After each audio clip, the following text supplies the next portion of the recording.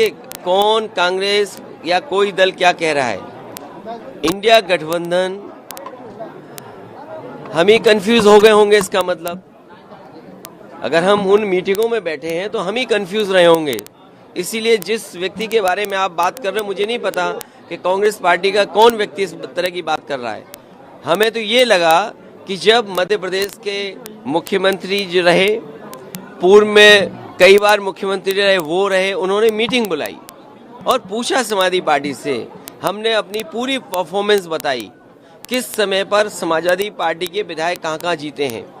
कभी 1 जीते, कभी 2 जीते, कभी 5 जीते और किस जगह हम नंबर 2 पे रहे। पूरी चर्चा हुई और रात भर 1 बजे तक समाजवादी पार्टी के नेताओं को जगाया उन्होंने और बातचीत की, पूरे आंकड़े देखे और आश्वासन दिया कि हम 6 सीटों पर विचार करेंगे। लेकिन जब रिजल्ट आया, घोषित की गई सीटें, तो समाजवादी पार्टी शून्य रही। अगर ये मुझे पहले दिन पता होता कि विधानसभा स्तर पर कोई गठबंधन नहीं है इंडिया का, तो हम उसमें कभी मिलने नहीं जाती हमारी पार्टी के लोग, न अपनी हम सूची देते कांग्रेस के लोगों को, न कांग्रेस के लोगों का फोन उठाते। लेकिन अगर उन्होंने ये बात कही है कि गठबंधन नहीं है, तो हम स्वीकार करते हैं गठबंधन नहीं है।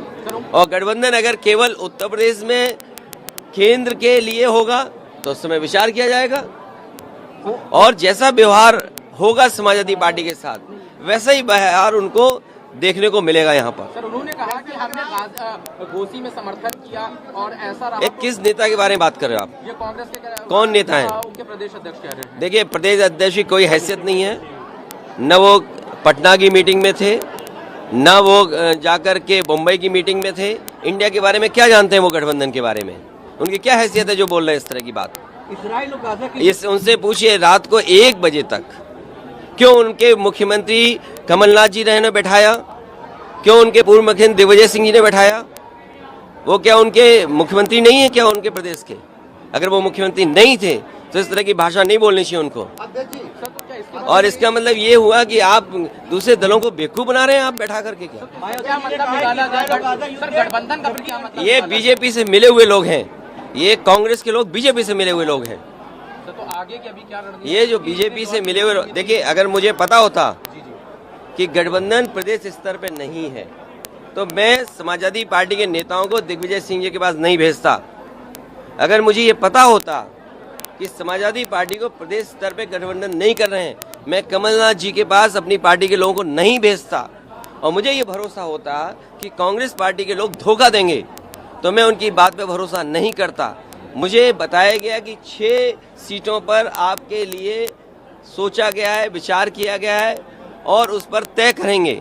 सिटिंग एमएलए की जगह आप सीट दे दोगे आप और उम्मीद करोगे कि मैं आपके बारे में सच बोलूं। और जो बात बोलनी है उनको, मैं आपके माध्यम से कांग्रेस पार्टी को कहना चाहता हूं, अपने चिरकुट नेताओं से हमारी पार्टी के बारे में न बुलवाएं। सर, तो अभी आगे का क्या रहेगा? मतलब ये आगे कंटिन्यू रहेगा? अब आगे का देखा जाएगा, क्योंकि हमें अगर ये जानकारी मिल रही है कि गठबंधन केवल दिल्ली के स्तर पे, तो ठीक है, दिल्ली के स्तर पे जब बात होगी तो की जाएगी। एमपी सीटों पे अगर बात की जाएगी तब देखा जाएगा। अगर मुझे ये पता होता कि प्रदेश स्तर पे कोई गठबंधन नहीं है तो वो नहीं है, हमने स्वीकार कर लिया, इसीलिए हमने अपने पार्टी के टिकट घोषित कर दिए। इसमें क्या गलत किया है? इसलिए मैं कह रहा हूँ कि आप लोग भी ऐसे छोटे नेता जो कांग्रेस के हैं, और मैं कांग्रेस पार्टी के बड़े नेताओं से यही अपील करूंगा, निवेदन करूंगा कि अपने छोटे नेताओं से इस तरह के स्टेटमेंट मत दिलवाइए।